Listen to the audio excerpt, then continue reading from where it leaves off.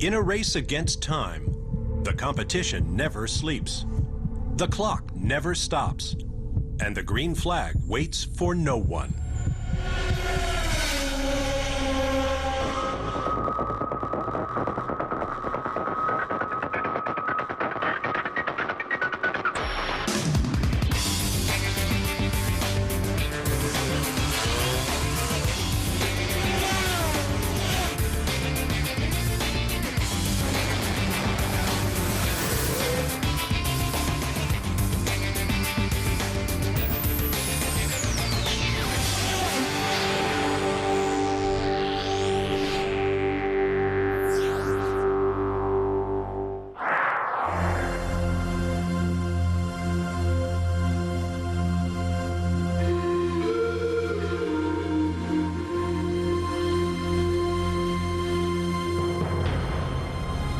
Just a few weeks from now, the world of endurance sports car racing will gather in Central Florida for the 55th annual Mobile One 12 Hours of Sebring, the premier event of the American Le Mans Series. Sebring marks the start of a new racing season, a clean slate for car makers seeking to test the boundaries of performance technology. This year at Sebring, a new name will appear on the starting grid: Acura.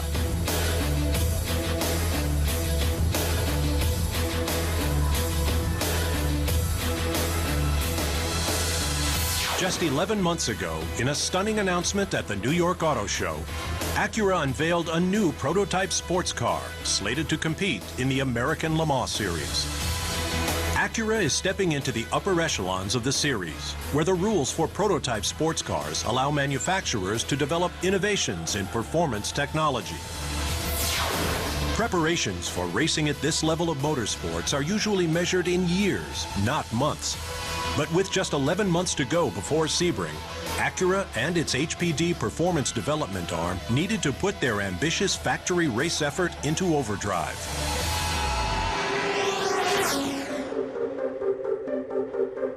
To help accelerate the program, Acura chose an innovative strategy: work not with a single race team,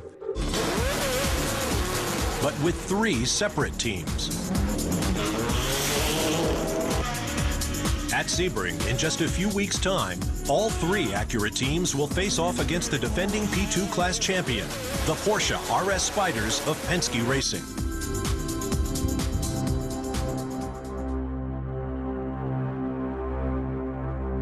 But first, the 3 Acura prototypes are facing off against each other in a simulation race of the actual 12 Hours of Sebring. In full race mode, they'll each attempt to complete a 12-hour practice race.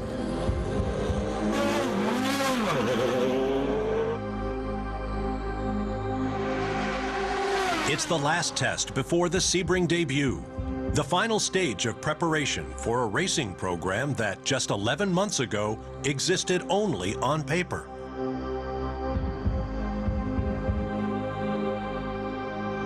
This is the story of Acura's Le Mans prototype sports car program, the race to the race.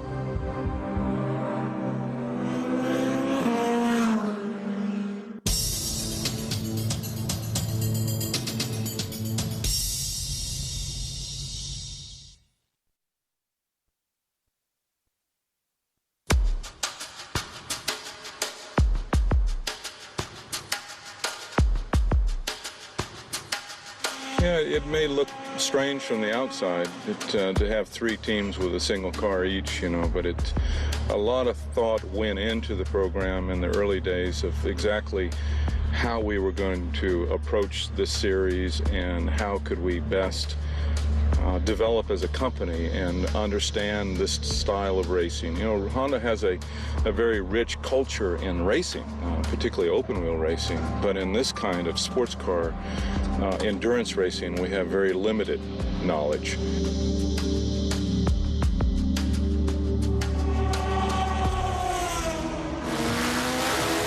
We know that we're on a major learning curve.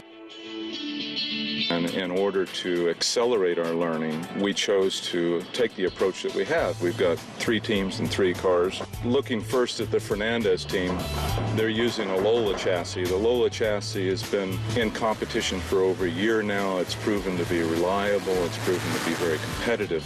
So we selected that combination as the basis of our engine development. Here we can easily compare apples to apples. There's other Lolas out there in the field, and we can clearly see how our engine is performing against those cars.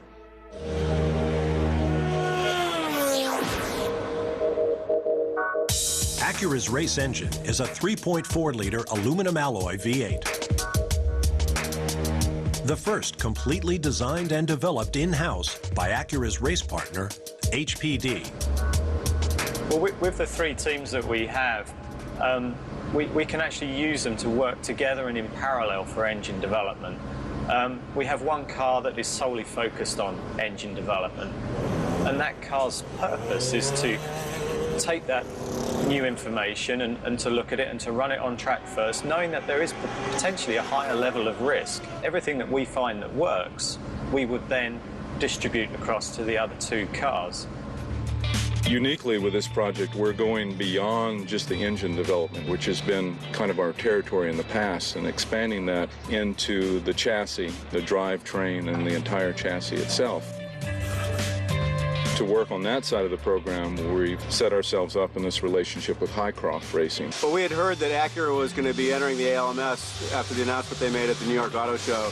So Danny Sullivan, who's an old friend of mine, and I decided to go out to California and make a pitch. But we were really, I think, the opportunity for them to kind of help mold us and develop us and grow with us and show us how to grow.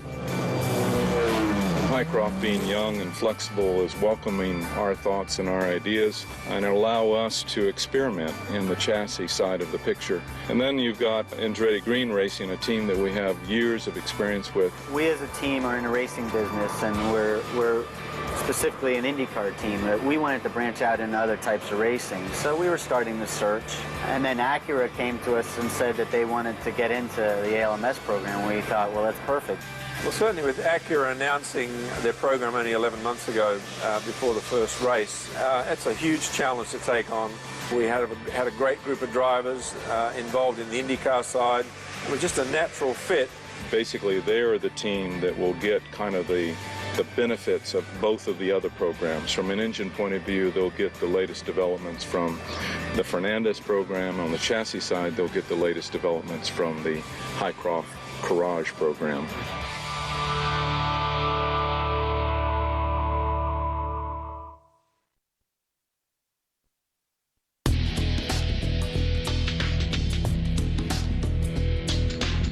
The Acura-powered prototype sports cars will compete in the LMP2 category of the American Le Mans Series.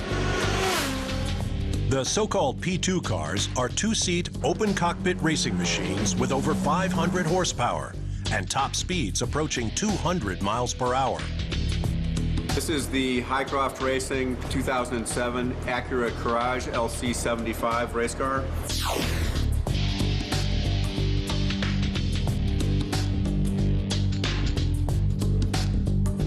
Driver cockpit, there's quite a lot of different controls that we have. Here you have the driver steering wheel, lots of different controls. I'll take you through it.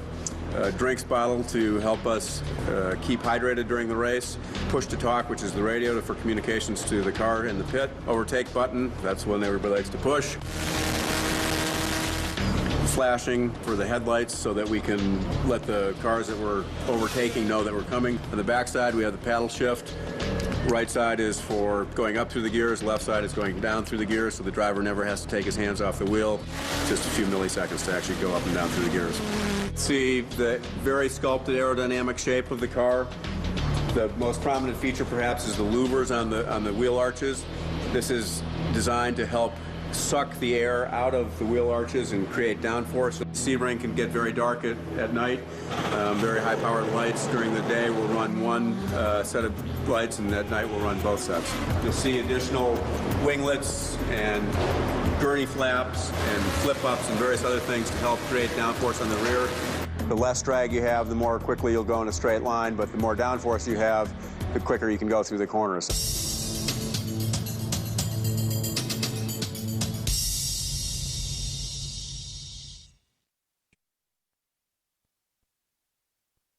We've elected to go with drivers that have sports car experience. They have circuit experience at the locations where LMS races at. In many cases, they're drivers that we have a long experience with. You know, they know how to work with us. We know how to work with them, what they like and what they don't like. In some cases, we have some new drivers that bring to us additional benefits. In the case of Andretti Green, you know, we've got Brian Herda, who's moved from the IRL side of the Andretti Green Racing program to ALMS full-time. I think we all recognize the goal is to make Acura as the fastest car on the track. They're here to win, and so am I. And then you've got Dario Franchitti, again, a driver that we've had a lot of experience with. Dario will be on both the IRL and ALMS programs. Well, I'm still going to be doing the IndyCar stuff. And in my off weekends, I'm going to be doing the ALMS program with Acura, so I'm going to be busy. Brian is doing all the races, so I think you've got to look at this as probably Brian being the go-to guy. Driver lineup for Andretti Green has been a bit of a political situation, because each of the existing Andretti Green Racing IndyCar drivers all would like to race the American Le Mans Series car. Two of the three drivers is Dario Franchitti and Brian Herda. The third driver we are hoping might even be Danica Patrick. I think one of the things that I've been looking forward to with coming to AGR is the fact that I'm going to have guys that can teach me a lot and good teammates that I can really trust. Danica wants to do the race. I think it'd be certainly a great way to start the 2007 season just for her. In addition to its IRL stars, Andretti Green counts Marino Franchitti among its driver talent. I've been around the AGR family for nearly a decade, with Dario working with Team Green before and now Andretti Green Racing. To drive with my brother was a big deal. That was a big part of doing this program. Yeah, for me, you know, he's my best friend and my brother. It's a good situation. Certainly, when you ask references, his big brother saying, hey, I think my brother's better than I am. It's actually quite scary the first time to look at the data and how similar all the inputs were. Marino will be at the test. Marino will get track time at the test. We think he's very talented. I'm sure we can prove out that he's an ideal teammate to both Brian and Dario. Fernandez Racing, we've got Adrian Fernandez, again, a driver we've had a long relationship with. It was just a great opportunity for us, for Fernandez Racing, to get back and work together with Acura again. Luis Diaz, who's a driver that we've had a limited experience with. He drove with us in kart back in 2002, so we're glad to be back with him.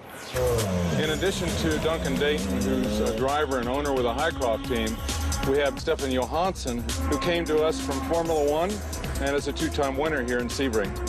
We actually won the race, my first race here. I spent 10 years in Formula One after that. I came back again in '97 and won again. And then we got David Brabham, who is a new relationship to us, but brings a wealth of sports car experience with him. Yeah, I suppose one of the reasons why I'm part of the program is because I've been in sports car racing for a long time. They are asking me a lot of questions, and I'm trying to help them out as much as I can. For David Brabham, the legacy of Sebring extends beyond his own racing career. You know, one thing you have to remember here, and I think a lot of people in America don't actually realize this, but you know, this race has been a big race for over 50 years. You know, so you know, it is one of the truly historical events, not just in America but globally.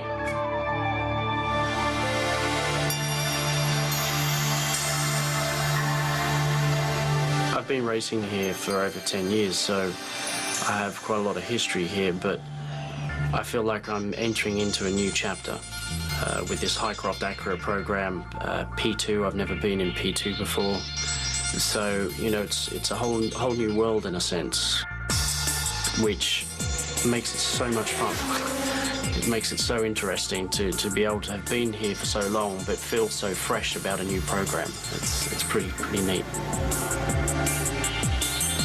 family history here, you know, with my father winning the World Championship here.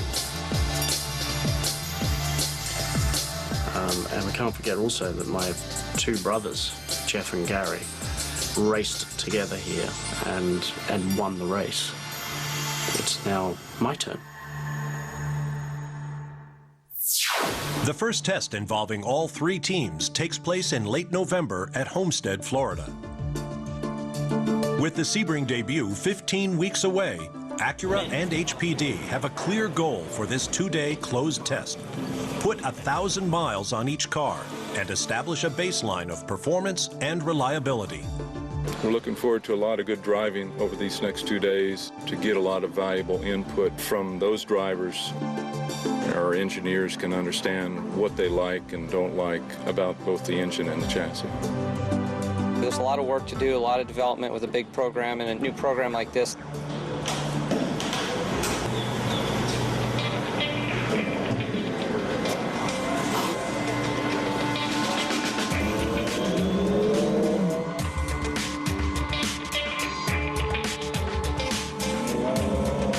To see the progress though, because every time we go out, everything's getting better. The car gets better, engine gets better.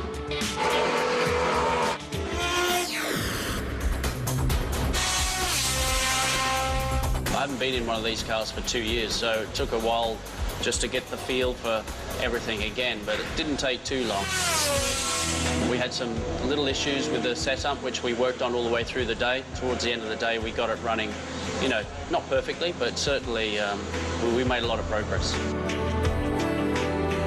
Homestead will provide a clear indication of precisely where the Acura program stands, not only with the engineering of the cars, but also with the chemistry of each team's driver lineup. Teams did significant more running in the afternoon than in the morning. Morning was mainly just getting settled and getting into the rhythm of things. So we plan to extend the running into the darkness. We need to test all our electrical systems, see if the drivers are comfortable with instrumentation and switches and headlight positions and things like that. For the Lowe's Fernandez team, Homestead is a gut check for its plan to run the entire 12 hours of Sebring with just 2 drivers. We already done close to 1,000 miles, and we're going to do another 200, something like that. And for Luis and myself to drive these many miles, we're trying to decide if we can do it, the two of us. By the conclusion of day 2, each team leaves Homestead with a body of knowledge about what is working and what isn't. Some small issues, nothing major. We had some gear shift linkage issues. We had some stuck throttle switch issues. We had some, Andretti Green had some wiring issues related to the starter and things like that. The other 3 teams, the Fernandez team ran the most, which is not surprising. As we knew all along, that car, that entire program is further along than the other 2 garage programs. On the Highcroft team, which is the one who's least prepared at this point, I was very pleased that they got in some serious miles this afternoon. I think every team experienced some sort of small problem. That's why we test. So from that point of view, it's good.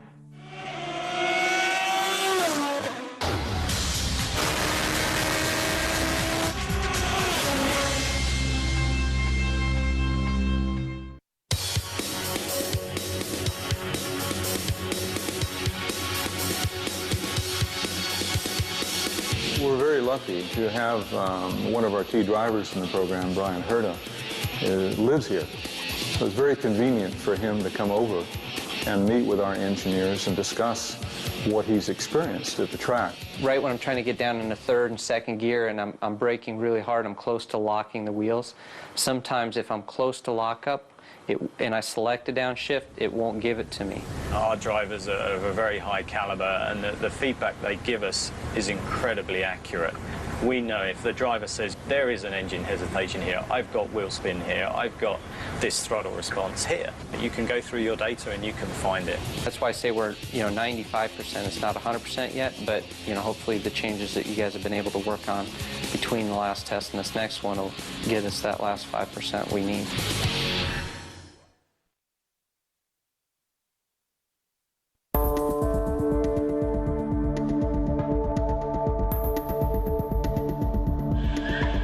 With little more than 12 weeks left before the Sebring race, the three teams arrive in Florida to test on one of the world's toughest tracks. The legendary 3.7-mile, 17-turn Sebring circuit is the ideal proving ground for advanced technology. It's also a punishing test of physical endurance. Demanding both speed and stamina, the long, bumpy Sebring track is like no other race course in the world.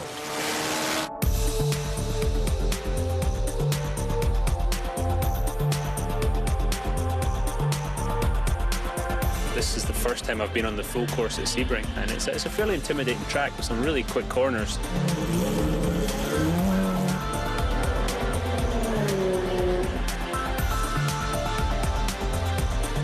This Sebring track really has many personalities, and there's parts of the track that have been repaved in the last 4 or 5 years that are very smooth and nice. And then there's parts of the track that's very bumpy, and so it makes it a challenge for us. Why we want to spend so much time at the Sebring track is it's so difficult to get a car that can handle all the different surfaces and conditions that this place throws at us every 3.7 miles.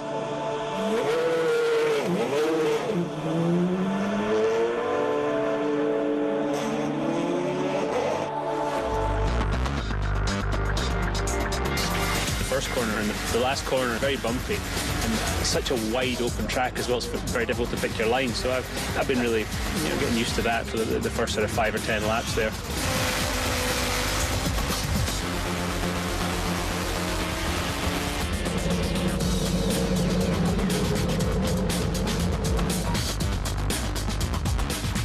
The brakes are terrible.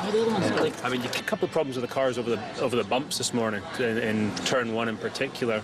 Just about to say to Brian, the brakes, when I was coming in there, I was doing what I do sometimes, just gently on the brakes. Yeah. There's just nothing. Yeah. Unless you're brakes hard, there is nothing. And then when you're on the brakes hard, you can't modulate. So we're going to go back there, try and figure out what's going on and fix it. The whole rear end comes off the ground, so then the TC's trying to help you, but the rear's not touching anything. We need to try and keep the rear on the ground. If you watch, I remember watching the race last year here with the Audis and stuff, and they were the only cars that had all 4 wheels on the deck the whole track. The concrete is actually older than I am, and so it's got, all kinds of wear and weathering, and it makes it a challenge for us because you kind of have to compromise the car. If it's going to be really good in one area, it's not going to be as good in the other.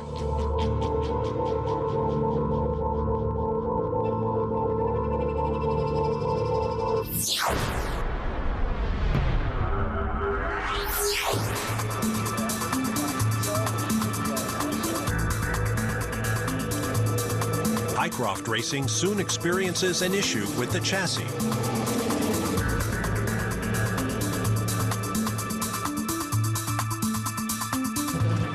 This morning when we were running the suspension that's been revised for this test for the first time, we had a problem with the packaging on the exhaust going through the rear suspension A-arms and drive shafts and whatnot. And it was an unusual shape, a little bit of an oval, and as the pulse from the exhaust came through, it caused some cracking. So we've replaced the exhaust and gone back to the old style and made some modifications to it, so hopefully it'll be working fine this afternoon. Nothing looks worn or anything. Put your finger right there. The Highcroft team is doing the brunt of our chassis development, and they've come here with an all-new suspension system, and a new exhaust system, and other components on the car.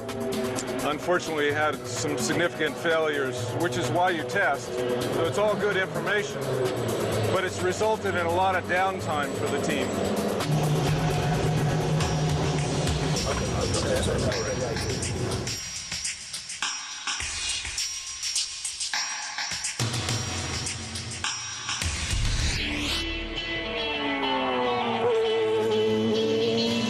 For Fernandez Racing, things appear to be going more smoothly. But at Sebring, nothing is ever smooth for very long. We were having some issues and we were checking the car, making sure that everything was fine. For some reason, this tire has got pickup. For some reason, it's just cooler and pickup.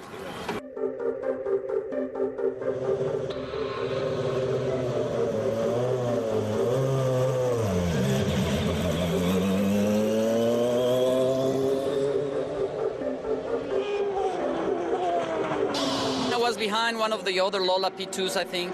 Coming into the corner, I was close to him.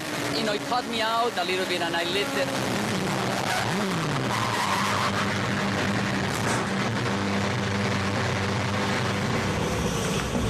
My car has been a little bit on the edge on the rear, and that basically was enough for me to spin. It's very bumpy, turn one. And that basically ended up our day. Do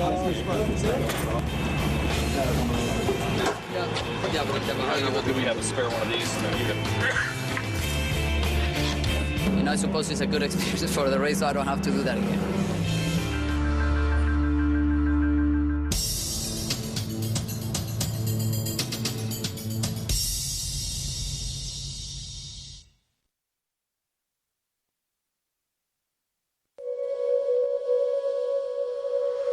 HPD is home to Acura's LMP race engine program.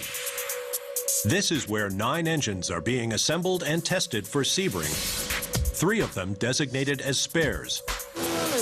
Very few people have ever seen the inner workings at HPD. Taking our cameras on a special tour into the machine shop is Roger Griffiths. Not too many people get to have a look in here, so why don't we take the opportunity to walk through and I'll show you what we have inside HPD. We're not really a production facility. What we do is we make prototype parts. So if you come with me, then we'll come and show you a little bit more of what we do once we've got a finished component and how we check that it's the right size to get before it goes into the racing engine. We're able here to look in great detail at how a component has performed, its material makeup, perhaps if anything has gone wrong, to try and analyse the fracture mode or the failure mode of the component. What we've got here is a broken component from an engine. What we're able to do here is analyse in much closer detail the failure mode, and what we can do from that is to learn and then make a development component which we can then go back into the testing cycle and prove it out before we send it to the racetrack in a real race engine. So this is the quality assurance department here at HPD. This is where all the components come in from outside vendors, from being made in our own machine shop, and this is where we check to make sure that they're dimensionally correct and accurate to drawing. And this is what we're really looking for going into the Sebring 12-hour race.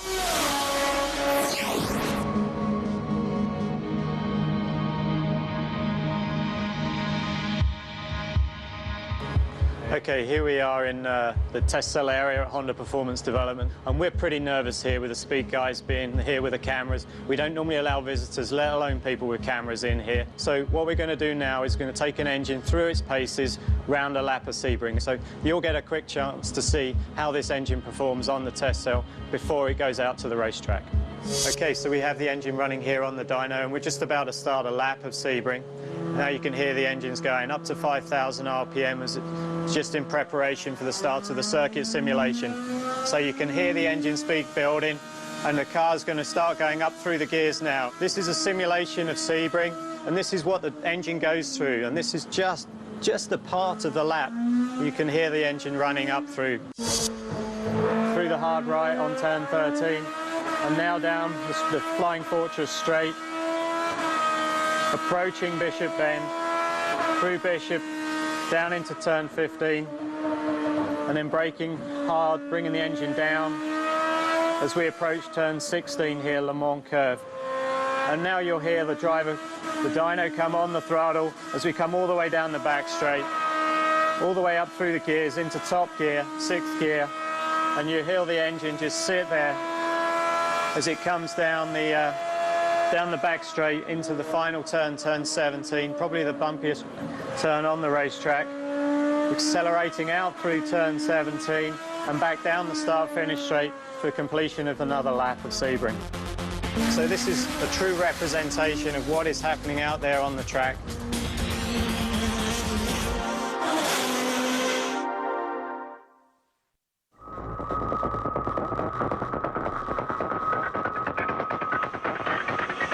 It's going to be an extremely large challenge this year going head-to-head with Porsche. I don't believe there's any manufacturer in the world that has more experience in endurance racing than Porsche. You have Acura coming in, who has virtually none. The fact that the Porsches have years of experience in endurance racing doesn't mean they won't view the new Acura team as a threat. At the Sebring test, Porsche held a press conference where team managers and drivers analyzed the Acura challenge. They have a tremendous racing infrastructure here in the States. I'm sure it's a division of their current IRL program, which everybody I know is familiar with their success rate. I'm sure they have links to their Formula One program with the parent company Honda. I know that under Robert Clark, they're a very dynamic, aggressive group with the backing of the factory, so they will be a very formidable competitor in the teams that they've chosen. When they announced the program, lots of good drivers were available on the market, and I think they choose the best. Everybody involved there has a lot of experience. We definitely will not make the mistake to underestimate them. We started with one team and concentrated on one team. They're starting on 3 teams. It's a different approach, and the future will prove what is best. I have a feel that we're going to have a lot of fun with the Porsche boys. I think we're going to have great races. There's going to be a tremendous fight between Porsche, Acura, and the Mazda's just coming in. Porsche, they've already established themselves in this class. They're the top dogs right now, and Acura's coming in. We're not underestimating what Acura is bringing on board to the series, and they're definitely going to come here to try and win races. We've got a lot of very, very fast drivers coming from the open wheel categories. Well, Porsche is a great foe. I mean, the other part of the Porsche program that is interesting to us as a team is Penske. So they're a big foe of ours in the IRL, so, now they're going to be a big foe of ours there. And I think it just makes it an interesting thing for us, a nice competitive thing that, we've been competing for 20-some years, my whole career, and he's taken so many races and championships away from me, including probably 4 Indy 500. It's been frustrating for me, but if there's one regret in my career, I think, is that I've never been able to drive for Roger. We know we can run with those guys over here, so we feel, why can't we run with them over there? If we can beat them, we're going to be beating everybody. And, that's our goal. Certainly we respect both Porsche and Roger Penske's organization to the utmost degree and think that they are going to be a major challenge for us this year. But they're beatable. Everybody out there is beatable on any given day. And I see them as our ultimate gauge of our performance. Sure, we'd love to beat them. I would say our objective is more about learning than beating them or anyone else on the racetrack. The Porsches and the Acuras hit the track together for the first time at the open test at Sebring. First day we were kind of scratching our heads because the Porsche was quite a bit out there in front of us, about 4 seconds, 3 to 4 seconds in front of the group.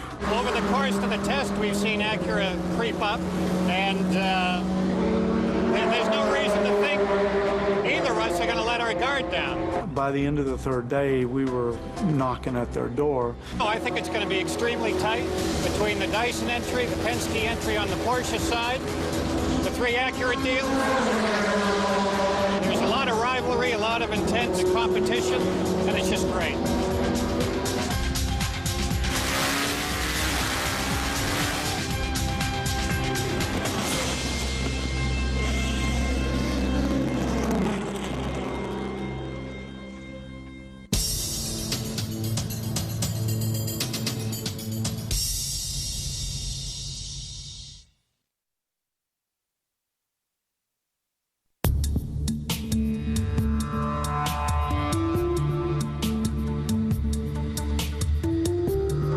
With just 8 weeks left until the race, the 3 teams again arrive at Sebring to test their cars against some of the best teams in the world.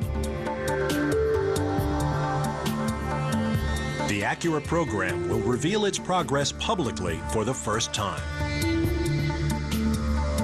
In an effort to rebound from the problems it faced during the first Sebring test, Highcroft Racing is anxious to be the first team on the track. But this is Sebring, and quickly changing weather conditions added a new twist to the proceedings. It's January 22nd. We're here at Sebring, Florida. We were first out this morning, which was a minor accomplishment. We've been trying to make sure that the car runs well. To be first out was something that we were aiming for this morning, and we're pleased that we were able to achieve that.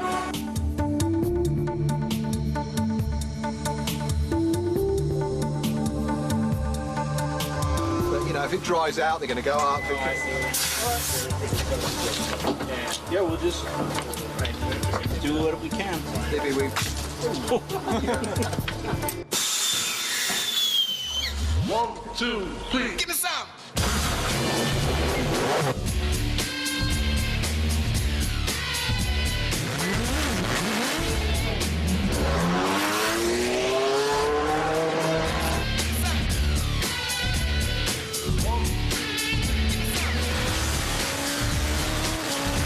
It felt pretty good, I must say. The car is very good in the wet. It's very stable. I remember at Homestead, it was really quick in the wet. Just felt like you're on dries. But here it's a bit different because in the last turn and down the pit straight in turn 1, there's a lot of puddles. So you're always a little bit slippery as well. So you always have to be a bit careful there. But once you get onto the other part of the circuit, it felt pretty good.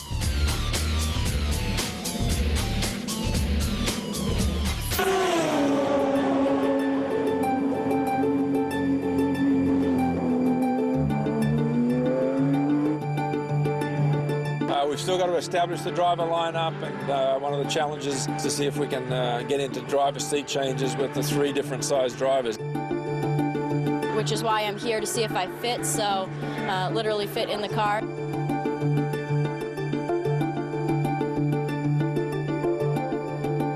It's going to be tough to see how we're going to get my seat insert in and out and how I'm going to get in and out of the car. We're going to have to decide if we're going to take the steering wheel off. We're going to have to cut my seat away even more if we don't take the headrest out, which I highly doubt we're going to have time to do that. There's a lot of things left to be worked out to see how I'm going to be able to get in and out of this car quickly. Can you make an adjustment on the crotch strap? I can do an adjustment on the crotch belt, but I don't think you're going to have time to do that. I think you're trying to change too quickly to do an adjustment on that, right? Yeah. Providing the test goes well and that we feel like we can do driver changes with Danica and Brian and Dario together, then Danica's likely to race Sebring.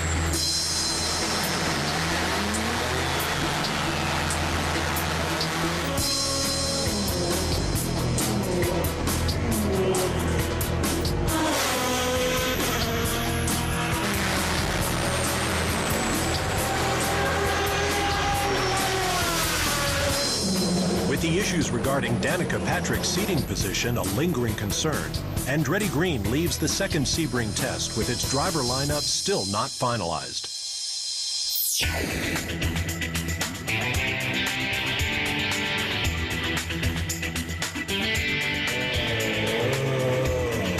Coming off the spin at the first Sebring test, Fernandez Racing is eager to get back on track. Both car and drivers performed as planned, and soon Fernandez and Diaz were turning in times that rivaled the fastest Porsches.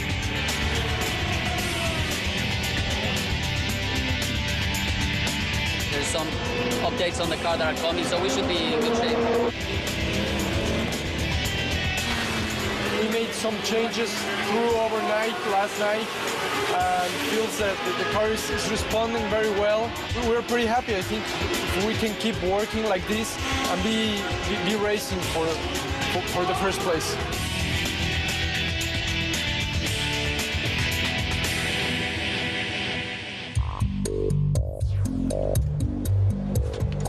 For Andretti Green Racing's Brian Herta, the key to Sebring is putting in hours and hours of practice laps.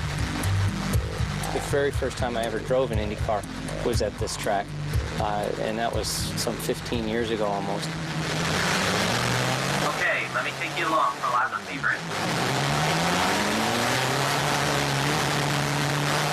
I want to get right up to speed, but remember, brakes are cold, tires are cold. Let's be careful for the first couple corners here.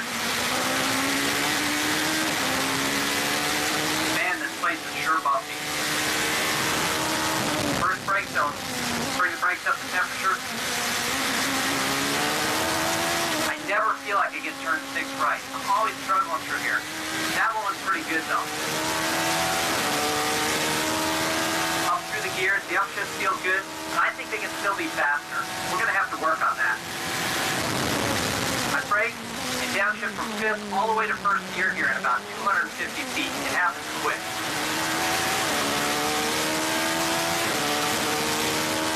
Traffic up ahead. Am I going to get through here before the next corner? Good, he made it easy for for me.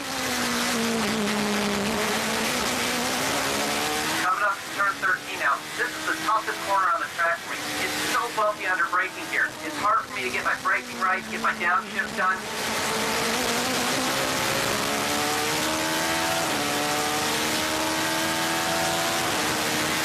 This next series of corners is so critical to a good lap time.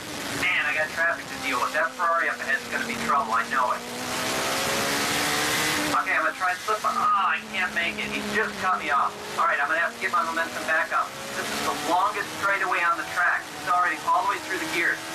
I'm covering almost a football field a second right now. Lots of commitment. Hard on the brakes through this very funky section into turn 17 here. Back on the power. Move things out. Unwind the wheel. This is the front straight. Back across the start-finish line. A lot of commitment here. Pass that GT car into turn 1. That's the end of the lap.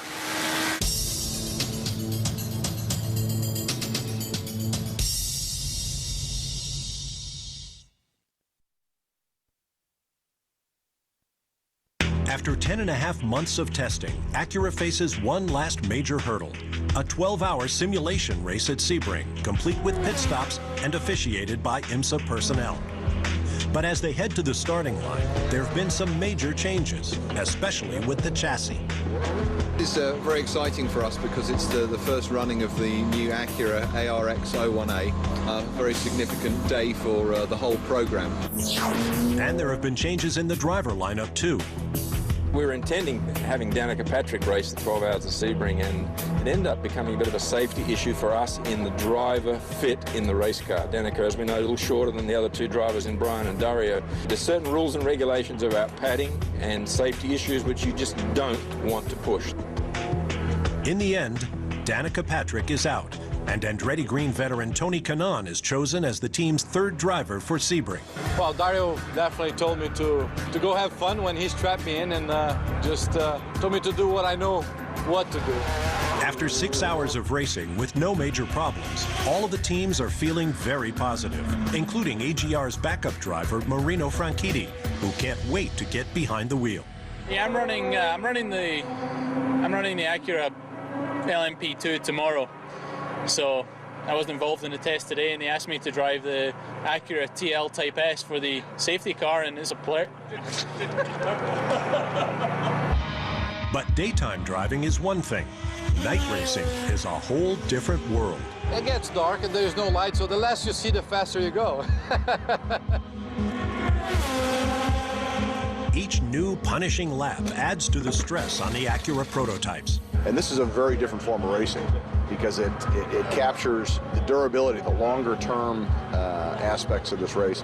It's tough on the people, it's tough on the machines, and that's a real challenge, and we like that challenge. For Highcroft Racing, the wear and tear is taking its toll.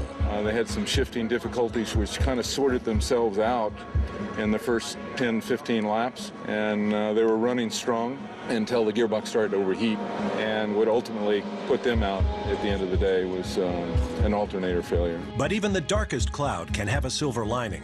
And for the Highcroft team, the brand new Acura chassis surpasses even their highest expectations. The new aerodynamic package is phenomenal. I've been in a lot of cars around here and never gone that fast through turn one. It's just a breathe and a downshift, but no brake. And to do that in turn one at 165 miles an hour or whatever it is pretty exciting. For the Fernandez team, working with a proven Lola chassis let them devote their time to engine refinements. And in the end, that paid dividends on the track. Well, Fernandez, the winning team, ran flawlessly. Basically didn't miss a beat. Thank you. Congratulations.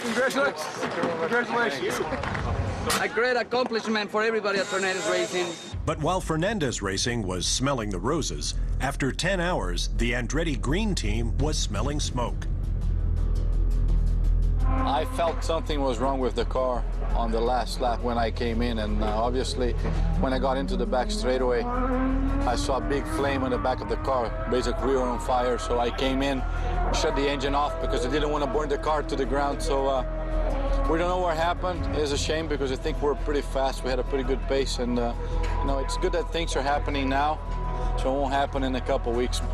What ended their day today was a fire, which resulted from, we believe, unfortunate coincidence of having an oil leak and an electrical short at the same time. Where the oil is coming from, the team wasn't quite sure, but they believe it's related to a failure in the gearbox housing area. The fire took Andretti Green out of the simulated race. But from Acura's perspective, it's all part of an important learning curve. Oh, a complete success.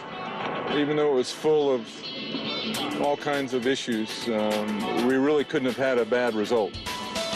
I would say the experience was invaluable to everyone involved, you know, for Acura, for HPD, for the teams, for the drivers. Everybody involved learned something today that they can carry to the race in 3.5 weeks. For any manufacturer, the road to Sebring is long, grueling, and full of enormous challenges. But by fielding 3 different teams, Acura has been able to divide those challenges and conquer them. With the racing experience of their seasoned drivers, the brand new Acura chassis, and their ongoing engine refinements, Acura hopes that when the checkered flag comes down at Sebring, it may mean an historic victory. Next race, we're coming to win the race. I mean, that's how the team Lowe's Acura team is going to show for next race. We're going to come to win. Can they do it? Come March 17th, Acura and the rest of the world will see if their divide and conquer strategy paid off, and if this automotive David can take down Porsche's Goliath. So we have to do it in 3 weeks again now, for the real one.